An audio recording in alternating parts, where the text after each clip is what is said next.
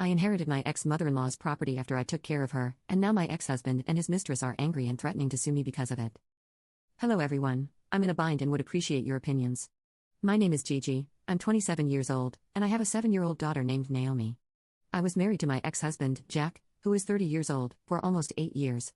When I was 2 months pregnant with our second child, I discovered that my ex-husband was cheating on me with his co-worker, Susan, who is 28 years old. I accidentally found their text messages on his phone. When I confronted him in tears, Jack finally admitted that Susan was also pregnant with his child.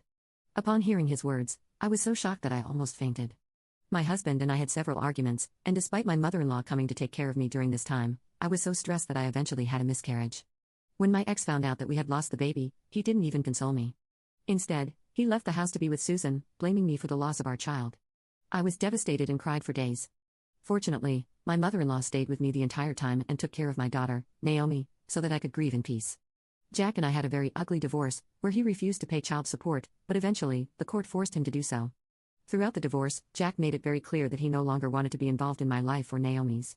He gave up full custody in my favor, which broke my heart for my daughter, but there was nothing I could do. The only thing he has done is pay child support every month.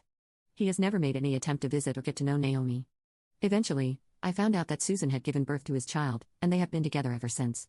Throughout all of this, my parents and my mother-in-law were there for me every day. My mother-in-law and my parents had been best friends for a long time, which is how Jack and I met through our parents, and we eventually started dating. When Jack's mother, my ex-mother-in-law, first found out that Jack had cheated on me, she was very upset with him and showed her support for me. She and Jack fought a lot about his affair, and she vowed never to speak to him again. When she discovered that he was leaving me as well, she warned him that she didn't want to have anything to do with his affair partner or their child. I know it's shocking, but my ex-mother-in-law kept that promise until the day she died. She refused to talk to Jack, even when he begged her to visit him and his child with his affair partner. Susan was extremely jealous of me and my daughter because she was never considered part of the family by my ex-mother-in-law. When my ex-mother-in-law first came to support me, she faced a lot of opposition from her family. You see, Jack had lost his father a few years earlier, so his relatives tried to convince my ex-mother-in-law to forgive him. They told her that Jack was her son, so she should let go of the past and visit him. My mother-in-law firmly refused. When Susan gave birth to Jack's child, his relatives rallied around him. Despite knowing that he had cheated on me, they didn't even bother to check in or ask about me and my daughter. Things got so bad between my mother-in-law and her family that they began to exclude her from family celebrations and events just so they could invite Jack instead. Since my mother-in-law always refused to attend events if Jack was going to be there with his affair partner, I always felt bad for my ex-mother-in-law because of this, but she assured me that I was like a daughter to her and that she didn't care if her relatives abandoned her. I'm extremely grateful to have had a woman like her as my mother-in-law because it's rare to be loved and supported so much. Unfortunately, my ex-mother-in-law became ill, losing her ability to walk and take care of herself.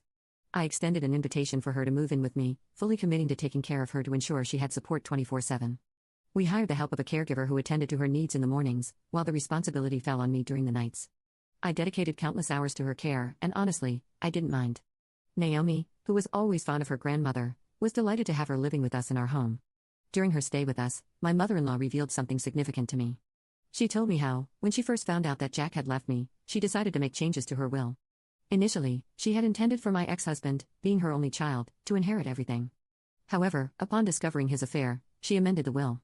Now, the house and her life insurance were designated for Naomi. She also added me to her will to receive a large portion of her money and her family heirloom. It was a gesture that represented both honor and trust. Her wish was that I safeguard these possessions and pass them on to Naomi when the time was right.